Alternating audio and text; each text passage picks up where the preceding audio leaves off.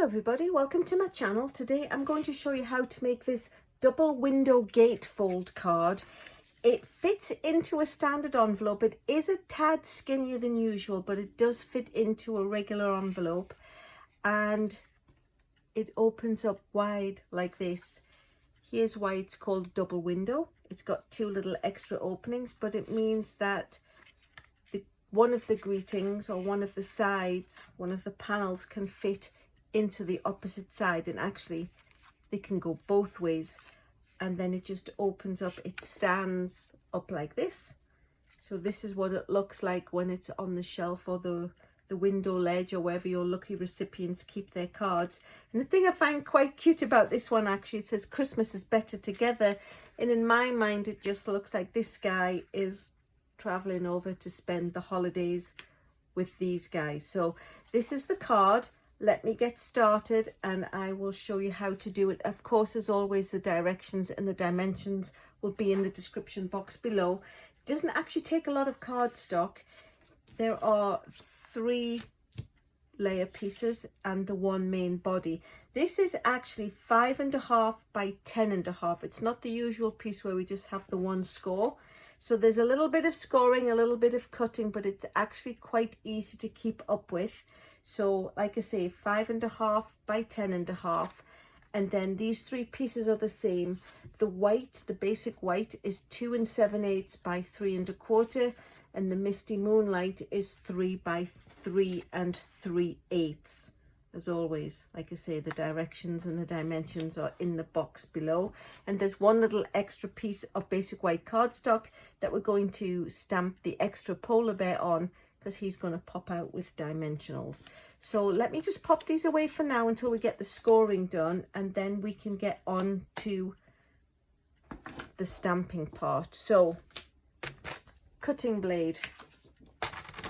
What we need to do, actually I'm going to open up the arm, and there will be a spell where I'm a little bit I have to stand up to be able to see, so my head's not in the shot. So I will be a little bit closer to my camera. So if it's suddenly I sound very loud, it's because I'm right next to the microphone. So first of all, the first score we need to put at 1 3/4. So we're just going to line up, take the cutting blade out of the way, line up the edge of the paper with 1 3/4 and score that. And then the next one is 3.5. So we're going to move it along to the 3.5 mark, close the arm and score that. And then the next measurement is 7. So we just line up the edge of the cardstock with 7 and score it. And the last one is 8 3/4. So it's all the way over here, 8 3/4, and we're going to score that one. So we've now got 4 score lines. Then we're going to turn it 90 degrees, and this is where I'm actually going to stand up. So we're going to put it onto the paper trimmer at 1 inch. Now you can put 1 inch at this side, but those of you who watched my videos before know I like to use the fact that there's actually 1.5 inches on this side of a Stampin' Up! Paper trimmer. So it just means that the rest of the body of the cardstock is supported. So we're going to put this at 1 inch. And what we're going to do is we're going to cut between the 2 score marks. So let me just stand up and I'll show you how we do that. So remember, we scored it at 1 3/4 and at 3.5. So we've lined this edge up at 1. So we'll line it up carefully at 1. And then you'll see the score line is at 1 3/4, and this one is at 3.5. So we're going to bring in the cutting blade now, and we're going to cut from 1 3/4 down to 3.5, or you can just use this side and eyeball the score line to the score line.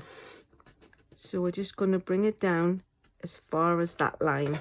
So we've just got 1 cut, and then again we're going to do the same with the 7 and the 8 3/4, or again just between those 2 score lines. So we just have a cut and a cut. And then I'm going to turn it around and I'm going to do the same on the other side. So we're going to line it up at the 1 inch. We're going to bring in the cutting blade and we're going to cut between these 2 score lines.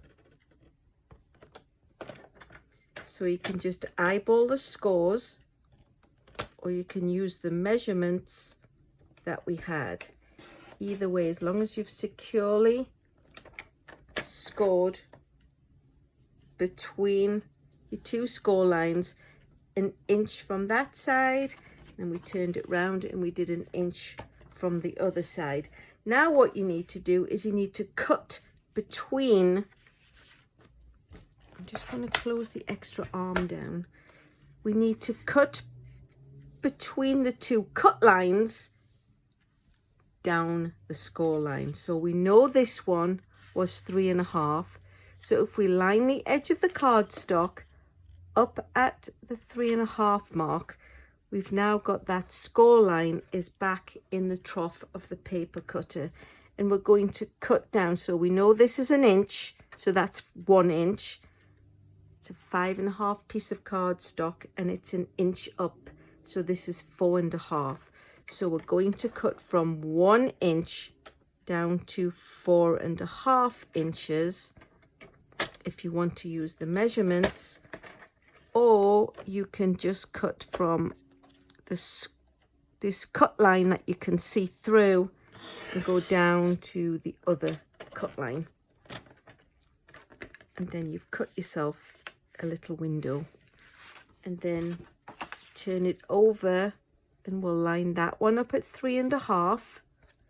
And again, we're going to cut, you can either cut from the 1 inch to the 4.5 inch mark on the measuring side, or you can put the little line in at the cut mark and come down to the other cut mark. And then we've got a window on both sides. It seems a little complicated. It's not too bad. Like I say, it will have the directions and the dimensions in the box below. So what we need to do now is we're going to try and not bend it on this score line, only bend it on the outside edges and back on itself. And we're going to score on the outside edges and back on itself. It's actually going to get the layers put on it, so if you did bend that, it wouldn't matter. We're going to put the piece on and it will securely hold it in place. So that's the body of the card, and you can see how one window is going inside the other. And now that we've folded them, we can actually go ahead and make sure that they've got like a nice crease.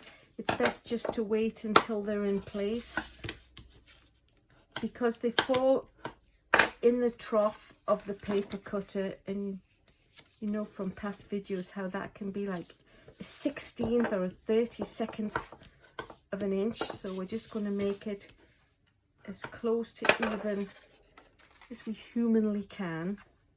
So there we go, that's the body of the card, and now we're going to get on with some of the stamping. So we're going to bring them in, and just a word to the wise, these are taller. They're so close in size, you know, it's 2 7/8 and 3 1/4, and it's 3 inches by 3 3/8, but they need to be more of a portrait size that they will fit onto the card. So we'll bring in the Balmy Blue, and we'll get started with the middle greeting, which I found was the easiest. Now, those of you who use Stampin' Up! Products, you know how fabulous these ergonomic blocks are. They're just great. They're really comfortable to grip. But those of you who are Paper Pumpkin subscribers or have bought kits before, you get these lovely rounded acrylic blocks which work fabulously. And I've actually got 5 stamps which all fit best. This is a D block size, and they all fit best onto this. And because I've got lots of paper pumpkins and lots of kits, I'm making good use of, rather than have to clean them and trade them out, I've just got them all. Look, oops, sorry about that. They're all on the blocks that I got either from Paper Pumpkin or from my kit. Let me just set my camera right, me and my elbows. So pop these off to one side, and then we're going to bring in this one which says Christmas is better together. Perhaps it would help if I showed you the stamp set. Beary Cute, and the coordinating punch, which punches out the lovely polar bear guy. So let's just stamp this.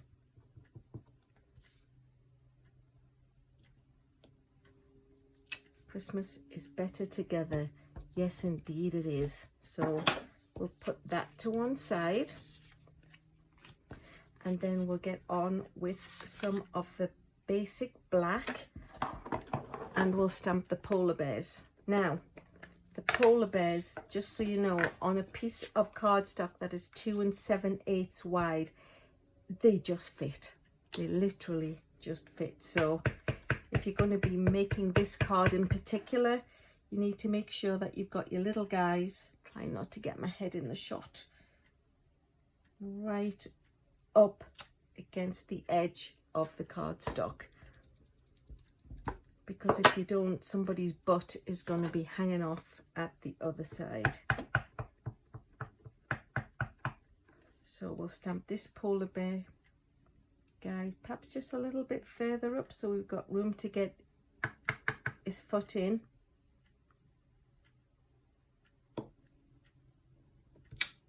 And see, they're really close together, but that's nice. Nothing wrong with a bit of togetherness at Christmas. So that's the polar bear stamped, and then what we need to do is bring in our scrap of paper, which I put somewhere. Oh my gosh, I don't know where my spare little piece has gone. But anyway, we are going to stamp this polar bear in black.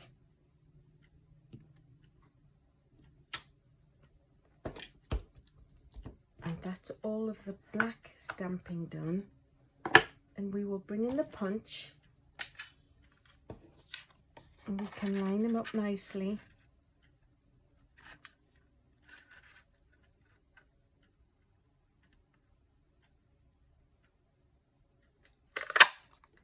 Stamp him out. So he is ready to go on the card when we've got the trees put on. So now we're going to move back over to the Balmy Blue. So we'll bring that back into play. And what we're going to do is we're going to stamp 2 trees. And we need to stamp these ones full strength. So there's one.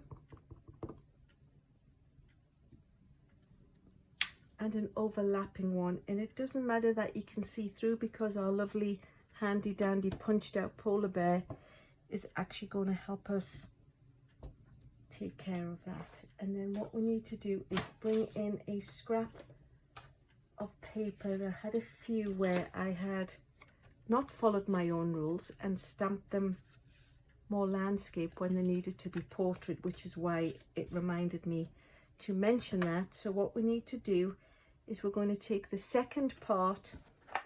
This was the first tree, and we're going to take the overlay of the tree,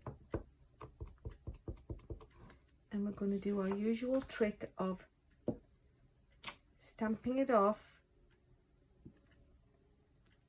and then stamping it into place, so you just get that lighter refrain. So we stamp it off on a scratch of paper and stamp it so you've just got the lighter version of it.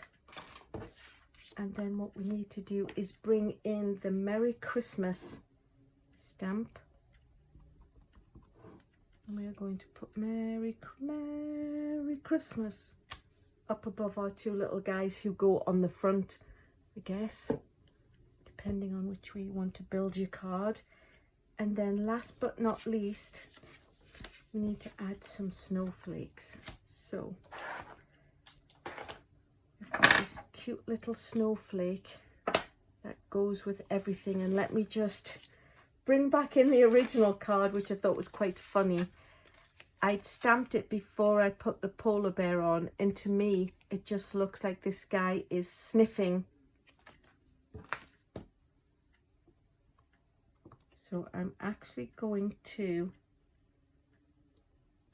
make sure it's a little bit further up on this version. So that was quite funny. And then what we need to do is stamp some snowflakes around the outside of the card. Now bear in mind that these layers are going to go on here, so you don't need to put them every which way. Really just need to be around the outside.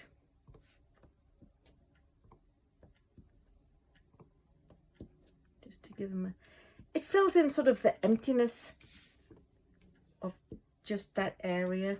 I thought it just gave it a little bit of extra. So we'll just pop one there. It's lovely. So I think we're done with all the stamping now. So we can pop the ink pad away, and now what we need to do is just stick everybody onto the Misty Moonlight layer.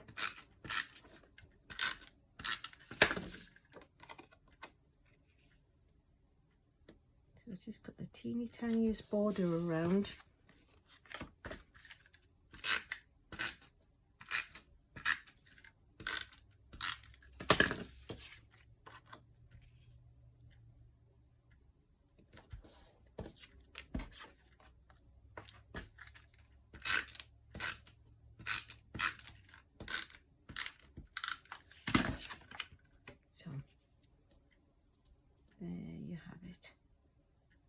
So everybody's layered onto their borders, and then what we need to do is stick these two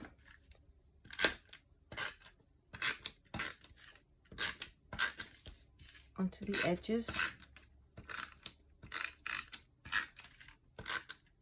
Now there is not much room.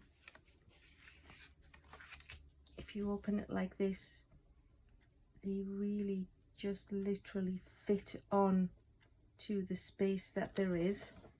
So that one can go on that side, and then bear in mind it needs to be the right way up. This one can just pop on here,